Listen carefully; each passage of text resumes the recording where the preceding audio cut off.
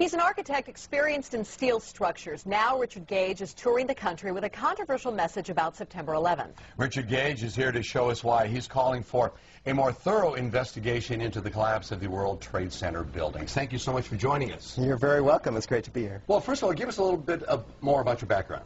Well, I'm an architect of 20 years, a member of the American Institute of Architects, and have been studying steel-framed, fireproof buildings for about that long.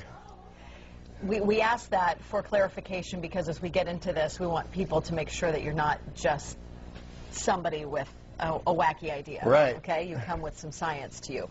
What is the official reason for the collapse of the World Trade Center towers? Well, we're told that the planes hit the buildings and there was an explosion and a fire, and about an hour and a half later, in the case of the North Tower, the buildings collapsed due to structural weakening due to the fires.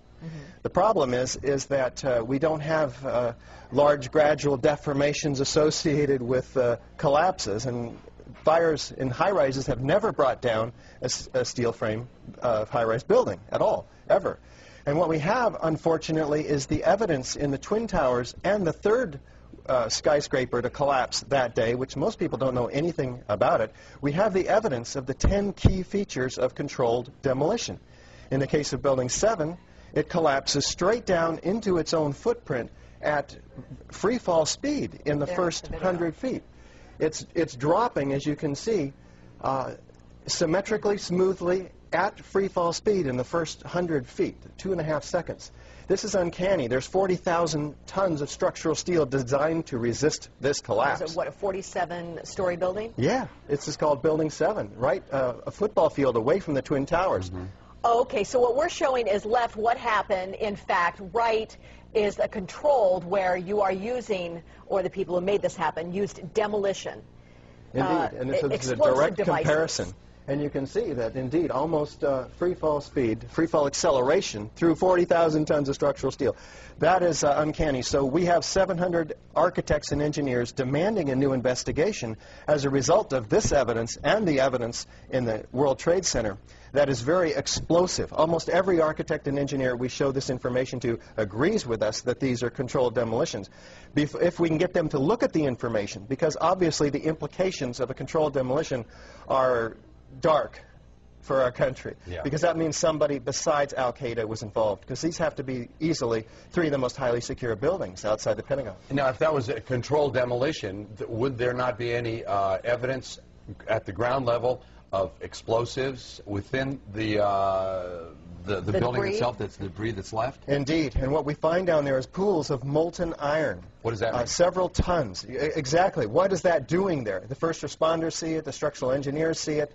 It's documented by FEMA, the melting of steel. Normal office fires is what's supposed to have brought these buildings down, along with jet plane impacts. But jet fuel and office fires don't produce molten iron or molten steel. It doesn't begin to melt until 3,000 degrees. But what we have is the fires only produce maybe 1,600 degrees. So what produced all that molten iron? Well, it has in it the chemical evidence of a special incendiary, which is thermite, a high-tech incendiary used to cut through steel like a hot knife through butter. Indeed, in all of the dust throughout lower Manhattan, we have a 4 to 6 inch thick layer of this dust, and throughout it we have evidence of tiny spheres, billions of them, several tons of previously molten iron. Well, how does that happen? If you have molten iron, the byproduct of thermite is molten iron, and it's dispersed throughout all of this dust. Now, you were allowed to go in and get samples and examine it? Oh, there's plenty of dust. A lot of people have this dust, and 4 of these samples have been sent to physicist Stephen Jones, formerly of Brigham Young University. And they find in it not only these spheres, which others have found too, USGS, R.J. Lee, doing toxicological studies. These spheres have iron, aluminum, fluorine, manganese, very unusual elements associated only with thermite. And there's small chips of unignited thermite as well. This is very high-tech thermite, nanothermite. It's not found in a cave in Afghanistan. It's produced in very sophisticated Defense Department contracting laboratories. Okay, well, we have an enemy here. That the finger has been pointed to, that this was the work of al-Qaeda. This was the work of Osama bin Laden, at least to get the planes all going into the buildings and into the field in Pennsylvania and into the Pentagon. Is there no way that they then could still be the enemy that placed those in the buildings first and then did the incendiary device via a plane second? Right. Well, what you have to ask is who had access to the buildings? Did al-Qaeda have access to these highly secure buildings? Probably not. Did they have access to sophisticated nanothermite, where the particles are 1,000 times smaller than a human hair? Probably not. Somebody else has to be investigated, and that's why we have 700 architects and engineers demanding a real investigation. We don't have the whole theory as to how this happened, who did it, why. We just lay out the facts like we did last night in the Veterans Memorial Auditorium, and we demand a real investigation, and they'll find out who, why, how, etc. Okay. Then let me ask you, I'm person X. I want to place something in one of those buildings. Where would I carry it? How big would it be? Is it that visible that I would be spotted by security, or could I place it in one of my tooth fillings? Yeah. We're talking about several tons of nanothermite and ordinary thermite. One would have to have access through security. So the security company involved for the World Trade Center should be thoroughly investigated.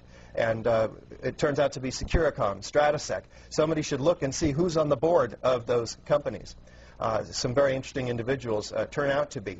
In addition, one would have to have the cover of, say, an elevator modernization, which was, in fact, going on 9 months prior to 9/11, so that there were workers throughout the World Trade Center and had access to the hoistway, which is immediately adjacent to the core columns and beams in the building. You're not trying to freak out the country, but you can't help but feel a little freaked out by this. Yeah, you're getting it.